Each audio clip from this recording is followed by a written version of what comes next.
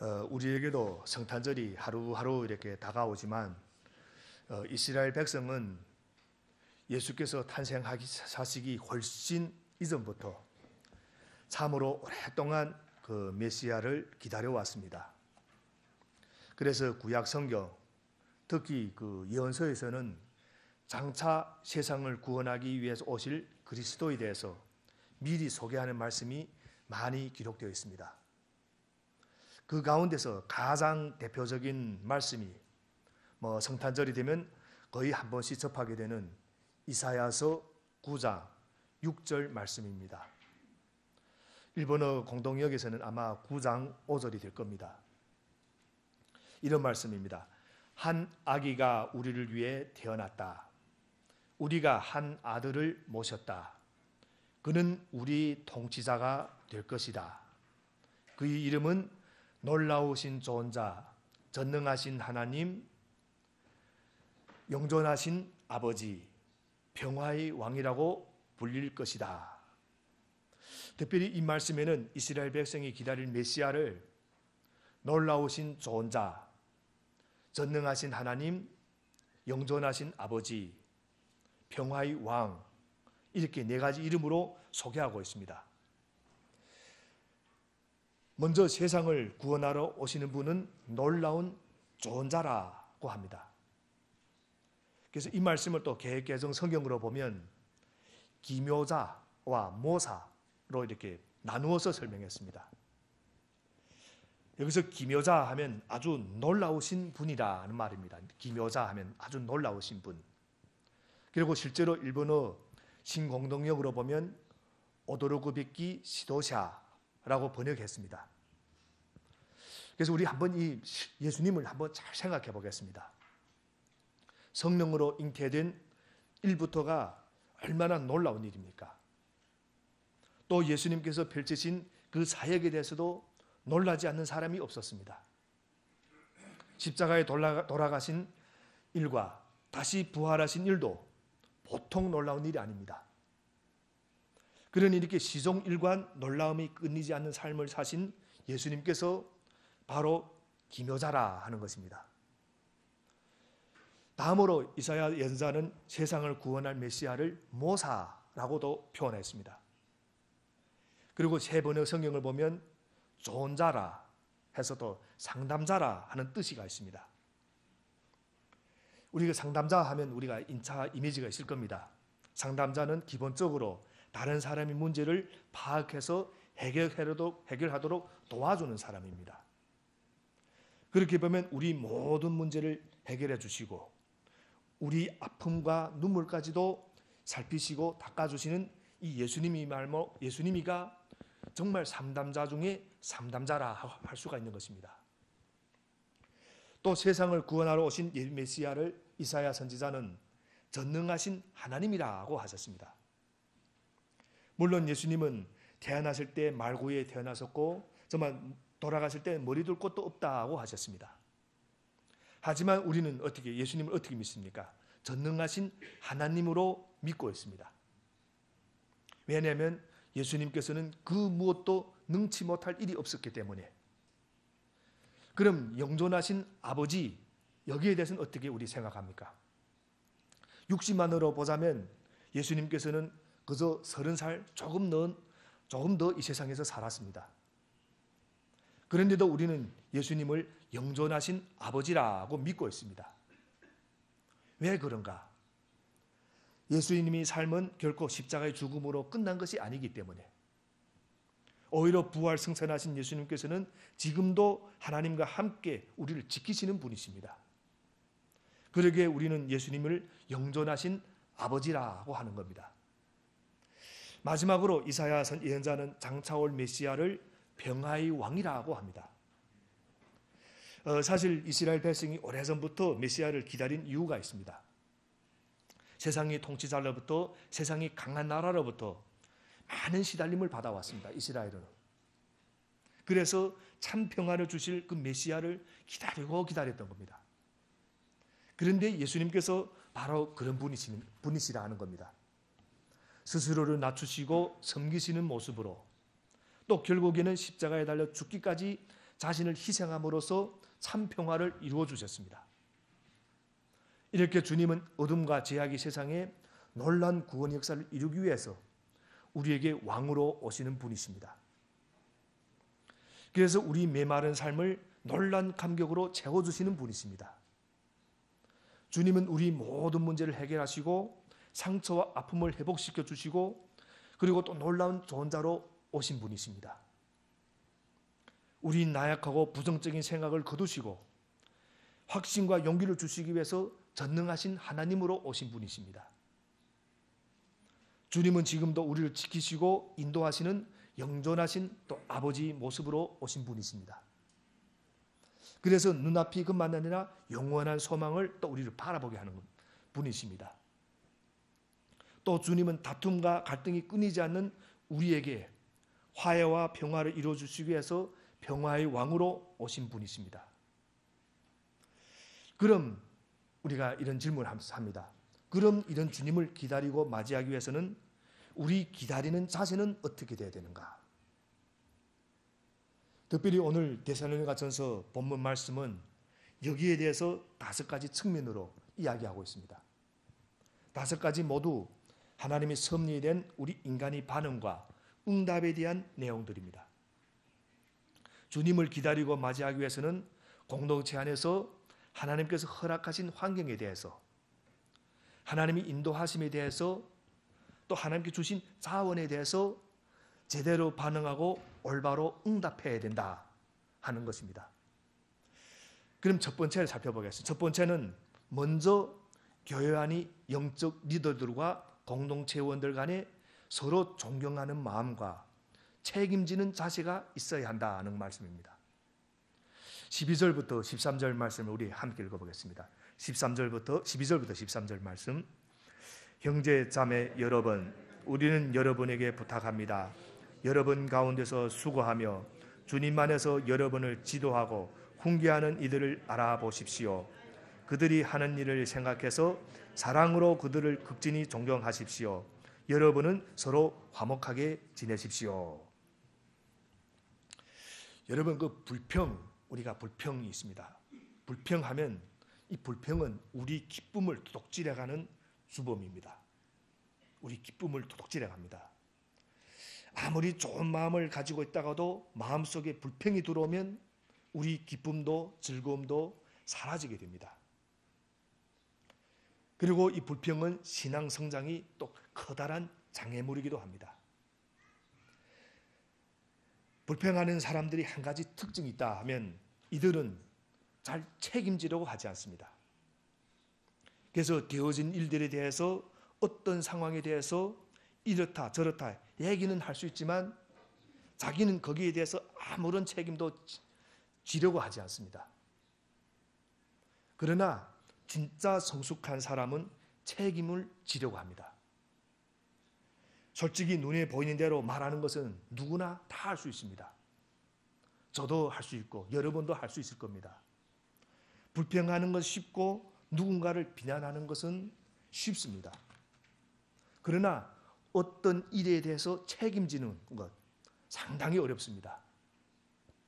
우리가 결혼했으면 결혼 생활에 책임을 지는 것, 이것이 사랑인 겁니다.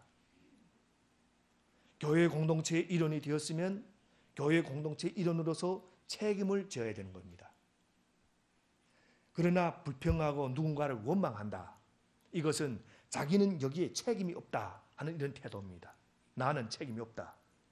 특히 리더들은 불평을 하지 말아야 되고 책임을 지려는 태도를 가져야 진정한 리더라고 할 수가 있는 것입니다.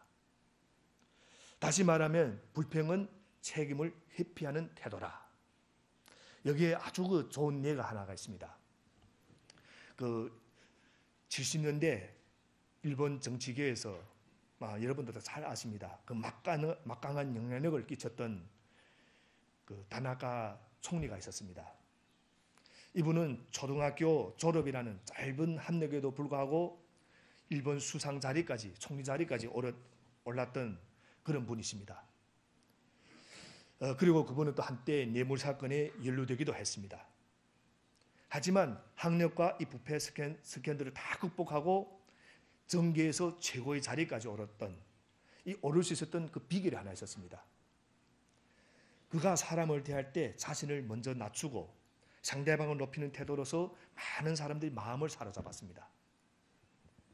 그리고 이분이 일본 지금이 말하면 일본의 재무성이지만 그때는 대장성이라고 하는데, 그때 그 대장성의 장관으로 임명됐을 때 초등학교 출신인 그가 장관의 자리에 오르자 많은 사람들이 그를 시기하고 불평했습니다. 게다가 그때 당시 대장성은 일본 최고의 대학인 동경대학을 비롯해서 명문대학을 나온 수많은 엘리트들이 모인 그런 집단이었습니다. 그러니까 초등학교밖에 안 나온 다나카가 어떻게 최고대학을 나온 우리를 지휘할 수 있는가? 우리의 리더를 할 수 있는가? 그리고 자신들이야말로 일본을 실제로 이끌어가는 사람들이라고 생각하고 있던 이 대장성의 엘리트들은 그래서 공경연히 이 다나카가 대장성 장관으로 임명된 것을 조롱하고 불평했습니다. 그리고 이 다나카 총리도 이것을 모르는 것이 아니었습니다. 그런데 그때 그가 유명한 취임연설을 하나 한 적이 있습니다. 그 취임연설이가 한 번에 분위기를 바꿔놨습니다. 어떤 연설인가? 온 세상이 다 알고 있듯이 여러분 일본의 최고의 수재들입니다. 그리고 저는 초등학교를 겨우 마친 정도에 불과한 데다 대장성 일에 대해서는 전혀 문외한입니다. 그러니 대장성 일은 여러분이 열심히 해주십시오. 저는 뒤에서 여러분이 한 어떠한 일에도 모든 책임을 지도록 하겠습니다. 이 한마디입니다. 당신들이 열심히 하고 모든 책임은 내가 지겠습니다. 했던 겁니다.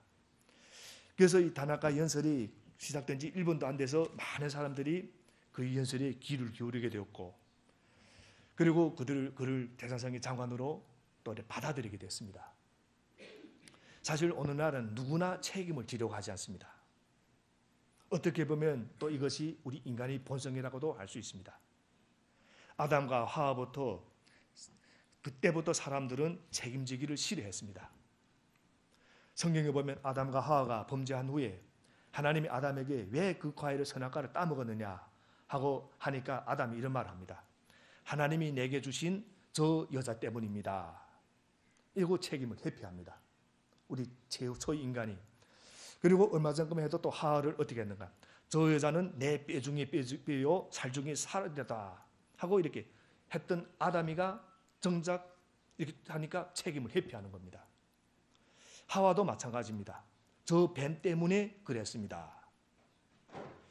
그러면 우리 여기서 한 가지 질문을 해보겠습니다. 만일 교회 안에서 리더와 공동체들 간에 서로 다투고 서로 책임을 회피하고 불평하고 신뢰관계가 깨진다면 어떻게 되는가? 그러면 그 공동체는 깨질 수밖에 없게 되는 겁니다. 우리 원수 사탄 마귀가 가장 노리는 것이 바로 여기입니다. 사탄의 목표는 오직 어떻게 하면 해서든지 교회 공동체가 깨지도록 하는 것. 또 그러기 위해서 사탄은 영적인 리더들과 교회 공동체들 간에 서로 존경하는 마음이 없어지게 만들고 또 서로 신뢰관계를 무너뜨리게 하는 것이 그 사탄의 목표인 것입니다. 그리고 주님을 기다리는 바른 자세 두 번째입니다. 우리가 서로 도와줌으로써 함께 믿음이 자라도록 힘써야 합니다. 이겁니다. 우리 14절부터 15절을 우리 함께 읽겠습니다. 14절부터 15절 말씀. 형제 자매 여러분, 여러분에게 권고합니다. 무질서하게 사는 사람을 훈계하고 마음이 약한 사람을 격려하고 힘이 없는 사람을 도와주고 모든 사람에게 오래 참으십시오. 아무도 악으로 악을 갚지 말고 도리어 서로에게 모든 사람에게 항상 좋은 일을 하려고 애쓰십시오. 여기서 14절을 보면 무질서하게 사는 자, 마음이 약한 자, 힘이 없는 자, 악한 일을 당한 자, 이렇게 네 부류의 사람들을 볼 수가 있습니다. 우리 교회 안에 보시면 모든 사람이 다 믿음이 좋은 것이 아닙니다. 사람들을 보면 저마다 다 약한 부분들이 있습니다. 그래서 우리는 서로의 약한 부분들에 대해서 돕도록 힘써야 된다 하는 말씀입니다. 먼저 무질서하게 사는 자, 개개정 성경에서는 이 말씀을 게으른 자라고 번역했습니다. 게으른 자. 실제로 아마 일본 번역에서도 그렇게 번역했을 겁니다. 여기에 대해서는 우리가 그냥 내버려 두지 말고 권면하고 훈계할 수 있어야 된다 하는 말씀입니다. 우리 잘 알다시피 성실하게 사는 것이 반대가 어떻게 보면 무질서하게 자기 멋대로 그리고 게으르게 사는 것이라고 할 수 있습니다.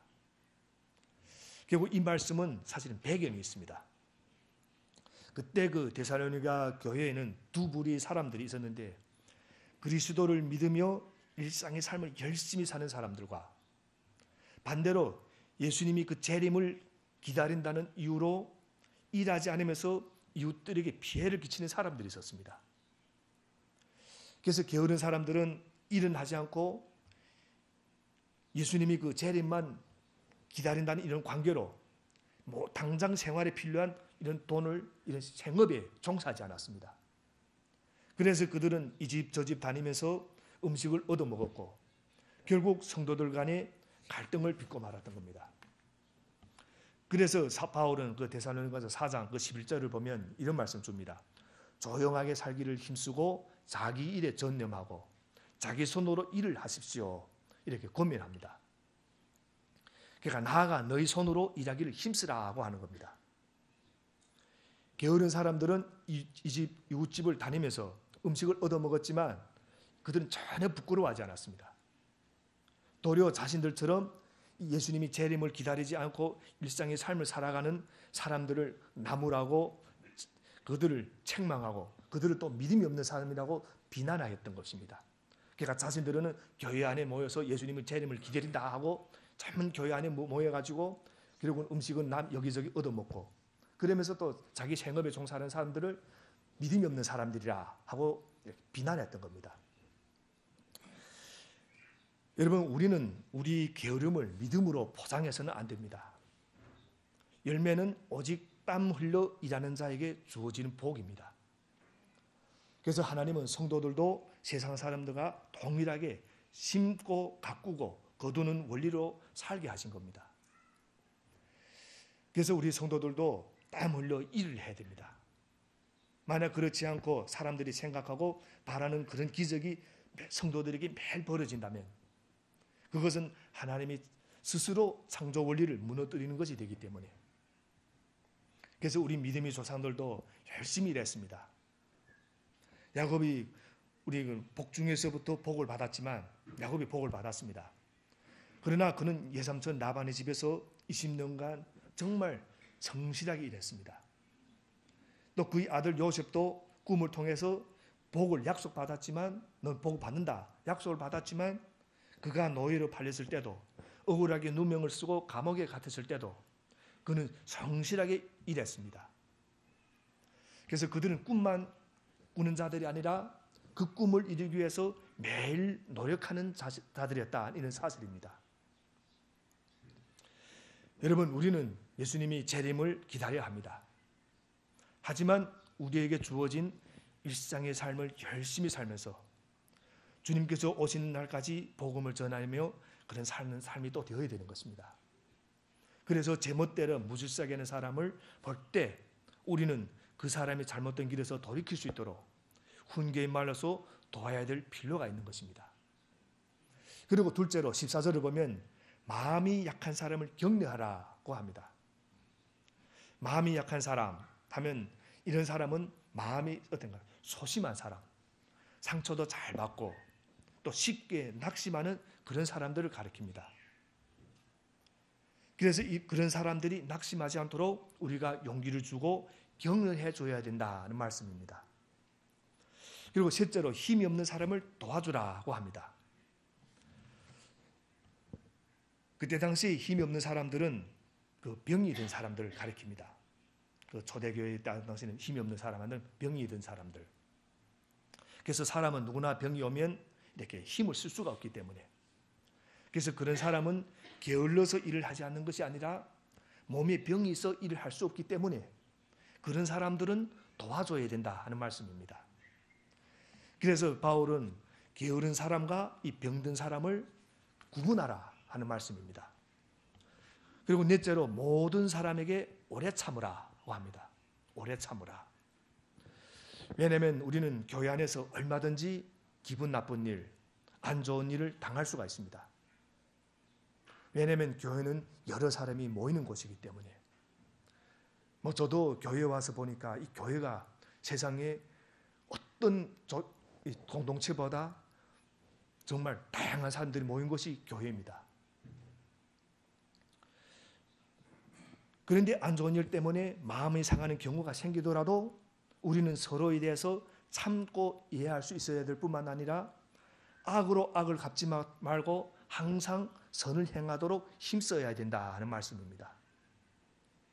다시 말하면 상대방이 먼저 잘못했거나 관계없이 내가 하나님 말씀 앞에 올바르게 서 있는지 이것을 항상 점검해라 하는 말씀입니다.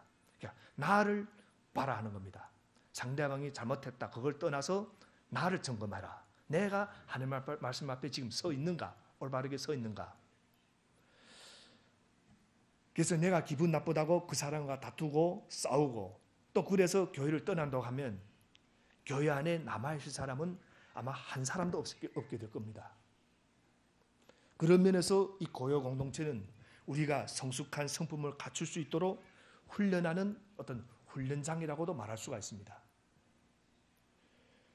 만일 교회 안에 좋은 사람들만 있다면 굳이 아마 훈련이 필요 없을 겁니다.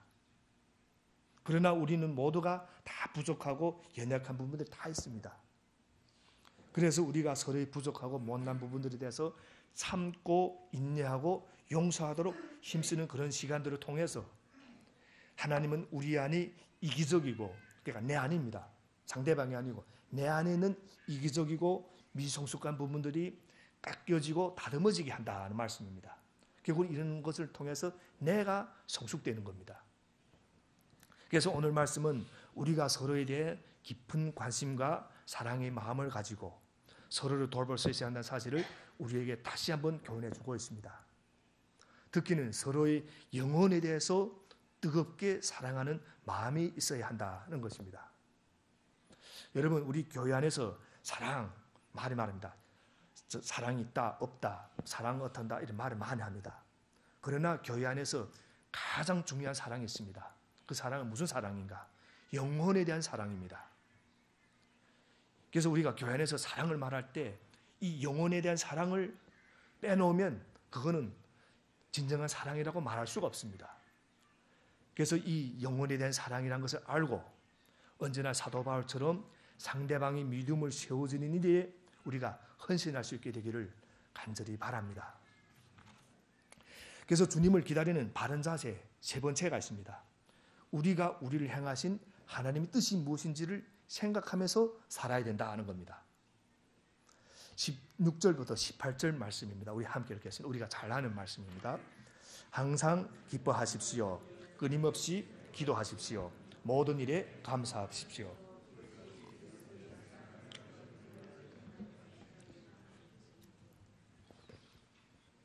여기 보시면 그 항상 끊임없이 모든 일에 이렇게 그 부사적인 표현이 세 가지가 나오는 것을 볼 수 있습니다. 항상 끊임없이 모든 일에. 그래서 이 단어들은 언제든지 계속 그렇게 하라 하는 뜻을 가지고 있습니다. 우선 우리 인간은 삶에서 참으로 다양한 환경을 만나게 됩니다. 순탄할 때도 있지만 어려움을 겪을 때도 많습니다. 고요할 때가 있는가 하면 풍랑을 맞을 때도 있습니다. 그래서 우리가 원하는 것은 늘 따뜻한 봄날이 되었으면 좋겠지만 혹독한 겨울과 같은 시기도 찾아올 수밖에 없는 것이 우리 인간의 삶입니다. 그런데 이런 우리 환경을 믿음의 눈으로 보면 우리가 겪는 희로애락 모두가 하나님께서 허락하신 것이라는 것입니다. 그럼 하나님께서 허락하신 이 다양한 환경에 대해서 우리는 어떻게 반응하고 응답해야 되는가? 그것이 오늘 보면 이제 16절부터 18절 말씀입니다. 항상 기뻐하라. 끊임없이 기도하라. 모든 일에 감사하라. 이 말씀이 바로 여기에 대한 가르침인 것입니다. 우리는 하나님께서 주신 환경에 대해서 기쁨과 기도와 감사로 반응하고 응답해야 된다 하는 말씀입니다. 그래서 우리에게 주어진 모든 환경에 대해서 기쁨과 기도와 감사의 응답을 하는 저와 여러분이 되시기를 주님 이름으로 축원합니다. 그리고 주님을 기다리는 바른 자세, 네 번째, 우리는 하나님이 인도하심에 대해서도 제대로 응답하고 올바르게 반응해야 됩니다. 여러분, 기억해야 할 것은 하나님이 인도하심은 결코 한 번으로 끝나지 않는다는 사실입니다. 애굽에서 종살이 하던 이스라엘 백성들 한번 잘 생각해 보시기 바랍니다. 하나님은 애굽에서 종살이한 이스라엘 백성을 구원해 주셨습니다. 그런데 하나님이 인도하심은 그것으로 끝나지 않았습니다. 그 뒤에도 계속됩니다. 애굽 군대가 추격해 올 때는 홍해를 건너게 해주셨고, 광야에서는 절대로 그냥 이스라엘 백성을 내버려 두지 않았습니다. 구름 기둥, 불 기둥, 만나, 메추리 다 인도해 주셨습니다. 예수님께서도 십자가의 죽음을 앞두고 제자들에게 뭐라고 했는가 하면 제자들을 절대로 고아처럼 그냥 버려두지 않겠다고 하셨습니다. 요한복음 14장 18절을 보면 이런 말씀이 있습니다. 나는 너희를 고아처럼 버려두지 아니하고 너희에게 다시 오겠다. 그래서 하나님이 인도하심은 그야말로 영원한 것입니다. 그럼 하나님은 무엇으로 우리를 인도하시는가? 오늘 말씀에서는 특별히 두 가지를 이야기하고 있습니다. 19절부터 22절 말씀 우리 함께 읽어보겠습니다. 19절부터 22절 말씀. 성령을 소멸하지 마십시오. 예언을 멸시하지 마십시오. 모든 것을 분간하고 좋은 것을 굳게 잡으십시오. 갖가지 모양의 악을 멀리 하십시오. 우선 19절을 보면 성령을 소멸치 말라 했는데 그 이유가 있습니다. 바로 하나님은 성령을 통해서 우리를 인도하시기 때문에. 그러기에 예수님께서도 제자들과 헤어지면서 보혜사 성령을 약속해 주셨던 겁니다. 또 20절을 보면 예언을 멸시하지 말라고 했습니다. 여기서 이 예언은 앞날을 이렇게 우리가 보통 생각하는 그런 예언이 아닙니다. 점치는 같은 그런 예언이 아니라 하나님께서 맡겨주신 하나님의 말씀입니다. 그러니까 예언을 멸시하지 말라. 이 말씀은 하나님의 말씀을 멸시하지 말라 하는 말씀입니다. 실제로 우리는 종종 하나님의 말씀을 생명의 양식, 영혼의 양식이라고 하고도 있습니다. 그래서 하나님의 말씀은 그만큼 우리의 삶을 윤택하게 하고 우리 믿음을 성숙하게 하기 때문에 이렇게 하나님은 성령뿐만 아니라 말씀으로도 우리를 인도하신다. 그러니까 우리가 어떻게 하나님 말씀을 멸시할 수가 없는 것입니다. 오히려 우리는 하나님 말씀을 더욱 가까이 하고 따라야 되는 것입니다. 그래서 우리가 구주로 오시는 주님을 맞이하기 위해서는 이렇게 성령과 말씀으로 인도하시는 하나님께 올바르게 응답하고 또 제대로 반응할 수 있어야 됩니다. 마지막으로 우리는 하나님께서 주신 그 자원에 대해서도 바르게 응답하고 제대로 반응할 수 있어야 됩니다. 자원. 물론 하나님께서 우리에게서 준 자원이라면 정말 헤아릴 없을 정도로 많이 있습니다. 가장 대표적인 것이 우리가 받은 은사, 또 달란트 이런 것들입니다. 그런데 오늘 말씀 보면 그 가운데서도 23절을 보면 하나님께서 우리에게서 주신 자원 가운데 가장 중요하고 소중한 것이 소개되어 있습니다. 우리 23절을 함께 읽어보겠습니다. 23절 말씀. 평화의 하나님께서 친히 여러분을 완전히 거룩하게 해주시고 우리 주 예수 그리스도께 오실 때 여러분이 영과 혼과 몸을 흠이 없이 완전하게 지켜주시기를 빕니다. 여기서 보면 영이라는 단어는 영, 혼, 그리고 몸, 한마디로 우리 자신을 말합니다. 우리 자신. 그럼 이 소중한 우리 자신에 대한 자원에 대해서 어떻게 응답하고 반응해야 되는가? 완전히 거룩하게, 흠이 없이 이런 단어가 나옵니다. 그래서 하나님께서 우리에게 주신 모든 자원들, 특별히 그 중에서도 우리 자신이 인격을 온전히 거룩하게 하고 흠이 없이 보존되도록 해야 주님을 기다리는 바람직한 자세라 하는 말씀입니다.